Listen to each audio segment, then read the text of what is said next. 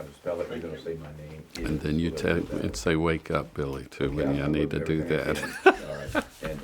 And we won't belabor because we are in the dip hour. Yes, I get yes. that. So Well, okay. Well, and I know you keep. yeah, Okay. We'll move along. Okay, great. We're good when you are. All right. Reverend Can Billy I say Tom, or you don't want me No, to? that's fine. Okay. Reverend Billy Hester, thanks for being with us today. We appreciate it. Thank you, Tom. And the first thing I'd like for you to do is say your name and also spell your name, if you would, please.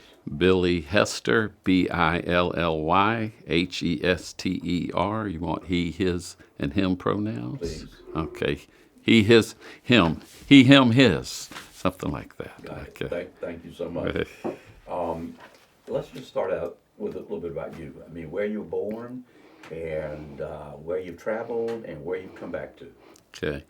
Well, I was born in Savannah, grew up on 101 East 65th Street, which is right on the corner of Abercorn. And, you know, fortunate, love Savannah, of course, and love that it's an old port city because we have so many different cultures here. And that's played an important role in my life. On my block, the two houses to my right were Catholics, then it was a Baptist, then another Catholic. Across the street were Greeks and Jewish, Methodist. Then across Abercorn, you had the Kaminskis, the Adels, the Jospins, the Minkovits and back. I mean, it was a melting pot. We all went to school together. We played on the ball teams together. And so when I went to New York City many years later, I felt like I was home, you know. I was on East 65th Street. That's great. Yeah. And just love the diversity, always have. Yeah. And then when you say you jumped quickly, I went to New York City. Where did you graduate high school, and then where did you go to college, and then what took you to New York? Well, I wanted to go to Savannah High, but my mother remarried right when it was time. It was during the busing years. And in fact, I gave my grandmother's address because that's where I used to live. And my friends had said, "Billy, you should have tried it," because they kept calling your name in homeroom for 2 weeks. But I had a good friend who was going to coach at Savannah Christian. He asked me to come out there and play, to start kind of their football team. And so I went out to Savannah Christian. Through church, the church was always important for me growing up as a child. My dad died when I was 4. In 1963, he felt bad one night. We were on 65th Street, drove himself to Memorial Hospital, which isn't far, and ended up dying of a heart attack at age 35. I was 4, my sister was 7, and my mother just became a widow like that. And that, of course, the church, for me, became a village of raising us and helping our confidence with everything. So right away, I saw how a faith community could benefit people. It wasn't so much about what you believe so much, it's how you helped each other, you know. And it really built my confidence up. I've always been trying to think of the outsider. And part of it, back in the 60s, most people had 2 parents. Even if they weren't getting along, they were together. And so I was kind of an oddball having one parent, and your dad, the male figure, was probably the dominant person in the culture. So I always kind of felt different about that. And also I was very heavy, or husky, as we called it back then. And that made me feel odd. Helped me playing football, but I always worried about the weight limit and if I'd get to play. But the church in all of that helped me build up confidence, self-esteem. It's where I discovered my love for singing and the arts, which would then, after I realized it was time to stop getting my brains knocked out with football, and I focused on the arts, went to Valdosta State and got a degree in theater. Back in those days, it was either New York City or L.A. if you wanted a career. And so I was more into live theater. So went from Valdosta to New York City. Did summer stock in Vermont, New Jersey, and moved to 29th Street between Madison Park in a tiny room with another guy, and just trying to make it. right down the block. I was walking around in the neighborhood, and on the corner of 5th Avenue and 29th, I saw a beautiful old church and had the sign, Norman Vincent Peale. I said, I've heard of that guy, so maybe I'll try that church. And Peale, of course, wrote The Power of Positive Thinking, and it was I learned later was one of the first to combine faith with psychology. Like therapy wasn't a bad thing. In fact, they had that kind of department. And years later, when I would work there on staff, the senior minister would encourage the staff to be in therapy. So kind of this whole mindset was changing for me. In college, I had met gay people in the theater, and I had always kind of judged them. And then when I had my best friend was gay, he really wasn't out, but it was like you could kind of tell he might be gay. But I found out years later he was scared to tell me that because he was scared of losing my friendship with him. And so, but he was my best friend, and so that made me say, well, he's a great guy, So then went to New York and go to Marble, and they have a head ushers who's gay, somebody on staff who's gay. I'm going, wait a minute. Wow, it's okay to be gay. And then I ended up going to seminary and studying it. One of my major papers was on the Bible and homosexuality. And I said, wow, this is something I want. And then I was there from 81 to 91, and so the AIDS epidemic hit. And so one of the first things when I came back here, one of the kind of my biggest thing right away was something we helped form, something called the AIDS Interfaith Network. And it was 1993, and it was it was rough in New York City, but down here it was almost not even talked about. And it wasn't, I was very interested in having a place where all people felt accepted. Back then, it wasn't talked about. I think Unity and the Unitarian Universalist Church, they would say they were all accepting, but not kind of promoting where, and gay people, come on, that kind of thing. So there was that aspect, but with the AIDS thing, it wasn't just acceptance. It was what you were hearing from places of worship was condemnation and meanness, and not just to them, but to their families. And so a handful of us got together. We'd meet at Asbury Memorial at my church, and we'd offer some services around town to offer that there's a different way of seeing this, to offer compassion, not just for the person with AIDS, but with their families too. Mike Freeman, who you may know, was a big part of that. Diane Fuller, that's going ways back, Diane Fuller. Bill Broker of Georgia Legal. I think Bill Willoughby was part of that, I think. Jamie Morey, and somebody I really got to give a shout out to is Gregory Eason. I don't know if you remember Gregory at Phillips AME Church. He was our only African American, and it was especially at that time really rough for the African American church. And Gregory was really a brave soul and did a lot of great work for us. So that was a very special time of working together and getting to know people of other denominations and faiths. Absolutely. Yeah. And just to say it, to your point, that was not a happy time. No, tough. And what would blow me away, and I know I've mentioned it, was how the families were treated too, not just the person, but their families. And then, so you're back in Savannah by now. Yeah, back in Savannah. What happened is I was in New York and got more and more involved with Marble Collegiate, and also got more and more involved with the woman who was an actress. And I said, two of us aren't going to be in this business in theater if we're going to get married and have a family.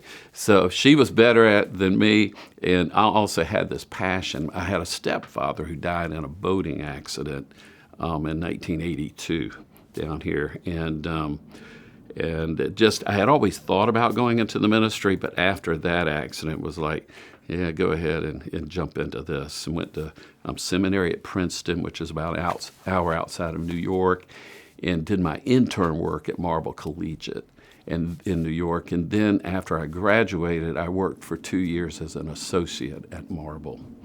And again, kind of helped develop this more compassionate approach to diversity as a whole, Came down here.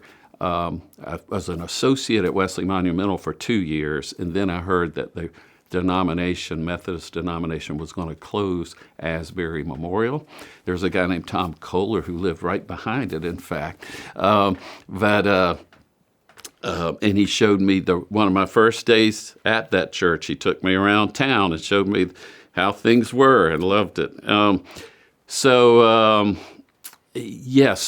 what we did, that church was about to close. It had got, their youngest member was 66. Their average age was 80. Had about 25 of those folks who were like, remember the Alamo kind of people. We're going to stick it out to the very end.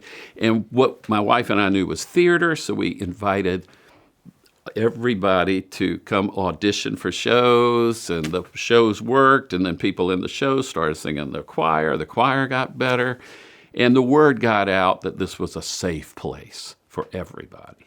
And so that started growing. I had another church, too, in Thunderbolt, Wesley Oak, because both churches, when I first went there, couldn't afford a full-time minister.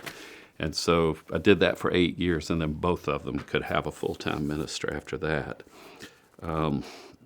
But the interfaith, I'll never forget, right when I first started here, there was some type of interfaith event, and a rabbi who's long retired said to me, Billy, they don't know how to do interfaith here.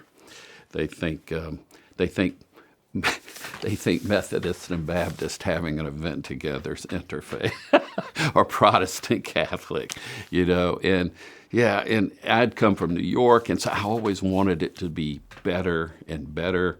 Around 2012, I helped start something called The Gathering, where we were trying to bring in progressive theologians of all faiths to try to, again, educate people a little bit about there's nothing to be afraid of, and that we all have the golden rule, some basic stuff.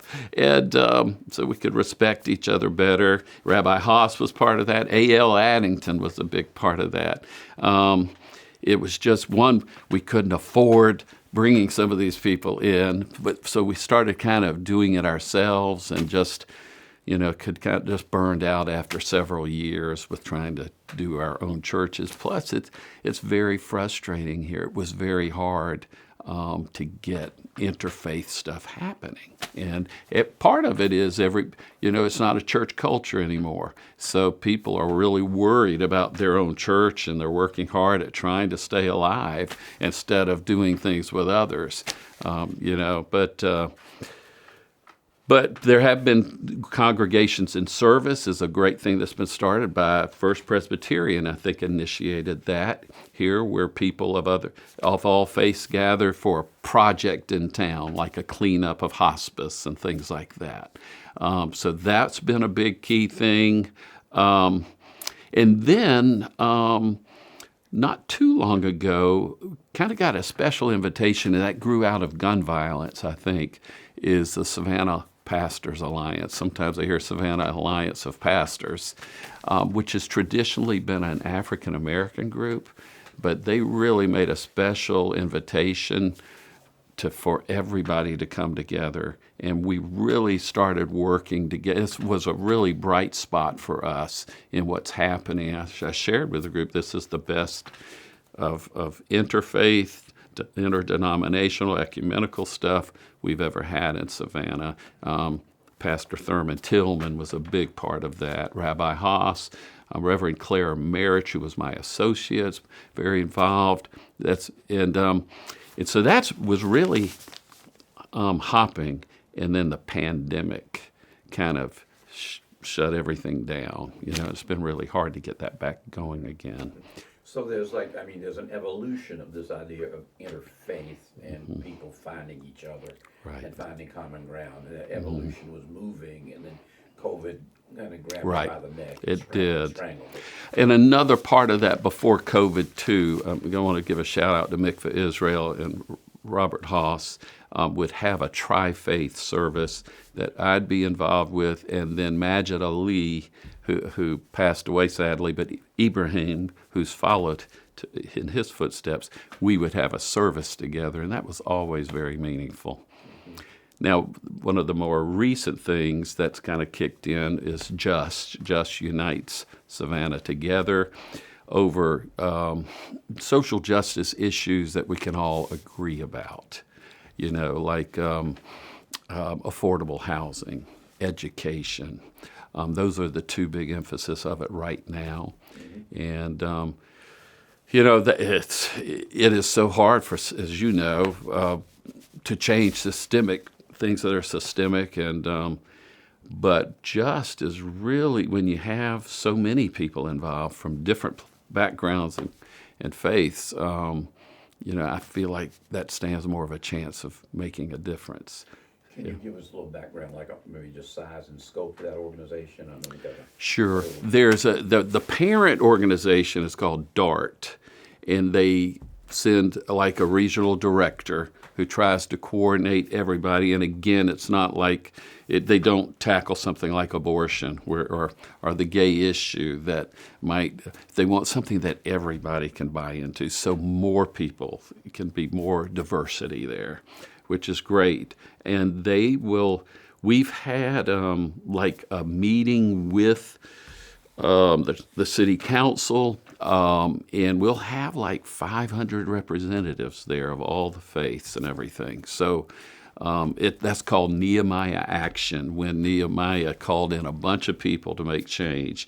So everybody's supposed to be working at their own place of worship to gather these folks together for that big event, knowing what the topics, we're supposed to train our congregations a little bit alike on the affordable housing situation and give the facts of how hard it is for anybody to afford something, those kinds of things. So, I mean, we all know how it is hard to change it on our own. So it's just encouraging to see something like this being put together. One other group that's been important to me is, it was started after the shooting at Mother Emanuel Church in Charleston, where we've really emphasized gun violence, and we've started an orange ribbon ministry where we put an orange ribbon on our fence at Asbury Memorial with the name and age of a person who's been killed by gunfire here in our area. And we've tied in with a group called Moms Demand Action for Common Sense Gun Laws. And Alan Westbrook is a big part of that for us. So that's another aspect where I've seen people of different colors coming together for this cause. It's just another thing that comes to mind where I see, these weren't people just from my church or their church, but just all over. So Let me ask. I can remember years ago, because I did live in the neighborhood where your church is. I think you had tried to establish relationships congregationally in the neighborhood. My memory was that was frustrating. So I'd like to talk a little about what are the barriers and what's the politic, if you will, of this idea of interfaithness. Right. Well,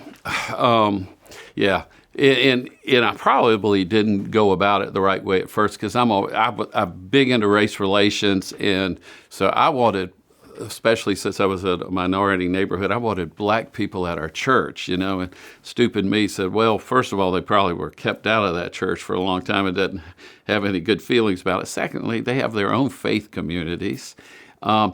But then a big issue for us was the acceptance of gay and lesbian people. And that's a big thing. And I don't know if you know Eddie Kilborn. He was a storyteller. He's not local, but Ed Kilborn. Ed Kilborn. Well, he was part of a Methodist church in Atlanta that was very much like Asbury, except they were about 9 years ahead of us. And they wanted to emphasize both those things, gay and lesbian acceptance in the black community. And I remember he did a concert at Asbury, and he talked to me afterwards. He says, it's just been so frustrating because, it's hard sometimes in the black community to accept the gay and lesbian people. And we just had to say, well, with our integrity, we have to. And so we're not going to get as many black people. Now, on the other hand, what's really interesting, our administrator is gay.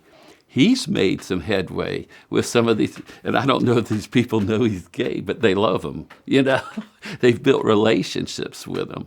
And so we've done some block parties together. And unfortunately, Freddie Patrick was a big part of all of that, and Freddie died during the pandemic. And that's taken some of the momentum out again. But we're going to build it up again. We're going to build it up. So, I mean, it's not a straight line. No, it isn't. Boy, it sure isn't. Yeah, you're right. Talk a little bit about your theater program, and I'm curious if that has, how many different congregations or parts of the community your very robust theater program has touched over the years. Okay, will do. And just say a little bit more about that. Not a straight line. I wish somebody would have told me that a long time ago, and maybe they did, but I didn't listen to it. But if you can accept that, it sure makes it, the tough times easier, because it's going to take a step in the right direction sooner or later. The theater brought us back, and we would have 2 musicals a year. It was just fascinating how that worked. And boy, do I have a story for you if you want it. But that's unbelievable. But just to make a long story short, we've grown, so we weren't able to do as much theater because our rooms are being used now and everything. So, but back in those days, that's all we had. But what we do now is something called God on Broadway, where in October we weave elements of a Broadway musical into the worship service. It's a different musical each Sunday in October, so there are usually 5 of them. And what's wonderful is that people of all faiths come to that service. Before the pandemic, we'd average about 250 a service. During God on Broadway, it's 500. And it's Mikveh Israel, and it's not just because we're doing Fiddler on the Roof. It's everything. And I just had we just did a memorial service for Angela Beasley, and it was a fabulous service. And we had our puppets all over the stage. And a woman texted me this week and said, if I wasn't Jewish, I'd be coming to your church. I said, oh, come anyway. I said, we have lots of Jewish people who come. And I said, Rabbi Haas preaches for me during the summer. So, but also I got another email from a woman from Sun City somebody told her about her church, and she's watching it, 86. She said she's always been a spiritual person. She grew up in Long Island. And she was told in a Bible study that in Long Island that she was discouraged to come anymore because she asked too many questions. Oh my goodness. And my thought is, we love questions. Questions are the right way to go, That's a good thing. And so she was 86. You could just see her doing cartwheels in her email because she was so excited that there was this place of love and acceptance. Just real quick, a theater story. So when I lived on East 65th Street, you may have heard this before, we moved, but I'd come back to see my grandmother and my neighborhood friends. And I come one time and they say, 2 men have moved into the Conways' house. The Conways had moved, and two men from New York. Oh, really? So we're, of course, we never meet them. We see them from a distance. We meet them. And, we're calling them queers and all the kind of, just making jokes like we teenagers would, especially back in those days. So, then go to college and go to Marble in New York and go to seminary. My whole attitude has changed. I'm coming to create this place. And our first production was The Pirates of Penzance, and we had this guy named Nathan Heverett build our sets for us, a young guy, and he liked it so much. he said, I'm going to keep doing it. He's going to study. That guy's doing Broadway sets now. And but we lost him right after our first show, and I'm not good at anything like that. I don't know how to do that.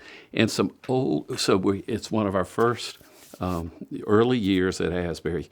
This man comes up to me like this after church. My name's Dix Elliott. Has been smoking for years and very flamboyant. He said, I used to do theater sets in New York, and I'd love to help you if you need any help. I said, Dix, you got the job. You got the job. So Dix would create these elaborate painting things all here on Henry and Waters, in the social hall. This guy, and he loved doing it. He'd be on the floor with these canvases in the social hall. He'd be coughing and dying and coughing. I said, Dick, stop working. You're going to. He said, this is my church. I love it. I'd be glad to die right here, So anyway, we became very close friends. And so one night, we had a show. He comes to the church. He said, Billy, my car broke down. I got a ride to the church. Can you take me back home? I said, sure, Dick, sure. So we lock up the church together at the end of the night. We get in the car and I pull out the lot. I said, Dix, I'm sorry, I should know this, but where do you live? He says, I live on 65th Street between Abercorn and Habersham. And I'm driving down Habersham. And I'm saying, this can't be one of those guys I used to make fun of. So we turn on to 65th, and he says, I live right. And I go, Dix, you don't have to tell me where you live. I know right where your house is. Sure enough, he was one of my best friends who helped me grow Asbury Memorial, was the guy I used to make fun of as a teenager. Unbelievable. Well, I'm glad you told that story. It's unbelievable. Oh my gosh. Yeah. That's more like intrafaith. Wow. Yeah. Since you're telling stories, I'm going to get back to the text in a minute, but since you're telling stories, this is an interfaith story. Tell about when you bought your house. Oh, okay. So, this is crazy too. So the Bushbaums, it was the Bushbaums' house. I just met Aaron Bushbaum,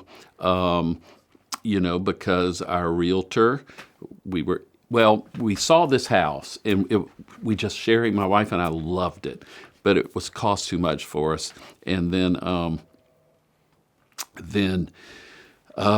we went all around Savannah and we just didn't like anything. We said, boy, we loved that first house. I wonder if we could talk to them and see if, we'll try to get as far as we can, but just maybe they'll take it if it's lower. In the meantime, I said, we did have mutual friends in the community, Michael and Elizabeth Terry, who were dear souls, were members of Asbury. I wondered if they talked to Aaron's son some about the poor ministerial couple or something. But we meet with them and just to get to know each other. And he finds out my dad had a restaurant. And he said it was kind of like the Elizabeths of its day. It was at the city market. But back in those days, not many people traveled downtown like that. But he loved going there, and especially to hear a man named Ted Brown, who was kind of like a Nat King Cole type singer with a guitar, and was kind of nationally known. He sang for something like at Kennedy's inauguration or something like that. But he has an album of Savannah and things like that. They loved hearing him, and so he told me that he and his wife loved hearing him. And I just said, Aaron, it just so happens I'm probably one of the few people, I have an album of Ted Brown's. And Aaron said, oh, well, Billy, if you make me a copy of that album, I'll give you the house for the lower price. And I knew, and I said, oh my gosh, so I made him a bunch of them. But here's the deal with Aaron Bushbaum. We're living in his house. I had heard he was an attorney. And then Aaron dies, and I read his obituary. I couldn't believe I was living in this man's house. The social justice I mean, it just reaped off the pages during the civil rights. Come to find out, he represented one of my mentors, Sammy Clark, who was, Tom could explain Sammy better than I can, but a force of nature with civil rights back in the 60s. And was an inspiration for all of us who were younger, and why, there's so many reasons why it's my passion, but Sammy's certainly one of the reasons. And the connection with Aaron and Sammy and Aaron and social justice, and we get to live in this house. Wow. Yeah, that's remarkable. And then I would want to talk a minute about Sammy Clark, because many of the people I know that are ministers of my generation, Sammy Clark, Reverend Clark, was the person that brought them into ministry, because they could see the social justice, the radical possibility of ministry, and that really is the role he played here, including the first inner city night shelter. Right. But before there was any notion of responding to, quote, homelessness. And as you're talking, it's coming back to me. I think, like before Wesley Community Centers was called, I think he called it Bethlehem Center, something like that. It was like the Bethlehem Center, and it was Sammy and then an older woman at my church named Eunice Stockton. Eunice and Sammy were very close, and they had this Bethlehem Center. And here was this white guy really living with, standing up for those who are often overlooked. And he said, that sounds like Jesus to me. Oh, that's another big thing too, Tom, that I just is important, that's been important for me, that's helped me. So much of growing up, our faith, kind of with the Billy Graham stuff and everything, was about getting to heaven, being saved. And through education and seminary and everything, I've seen that wasn't really Jesus' message at all. He hardly talked about heaven. It was all about bringing the kingdom of God on earth, and that this is what it's about. And 2 times, 313, when Constantine made Christianity the national religion, we all thought that was a good thing. It wasn't so good. He was using it to get soldiers in his army, because they could then go to heaven. So it started emphasizing this heaven thing then. Also after the Civil War, that's another time they started to emphasize heaven, because it took they didn't have to focus on changing things here. So it was really a strategy. And then unfortunately it worked. But we're getting better. We're evolving. So what's going on in Savannah right now that in terms of faith in action, biggest term? What's going on in Savannah right now with regard to faith in action? I mean, what are the 3 or 4 things that if you were pointing somebody to say, go look here, go look here, go look here, go look here, what are the 3 or 4 things you point people to? Again, the pandemic affected everything. Congregations in Service has started back up again. They've just had a meeting, and they've got a set date for their next thing now. I've got it in my calendar. I don't have it here. But then Justice Unite Savannah Together, that's a really big thing here too. But I think it's just growing. I think I don't know if I mentioned it to you or not. I just discovered Houston Smith. Did I share him?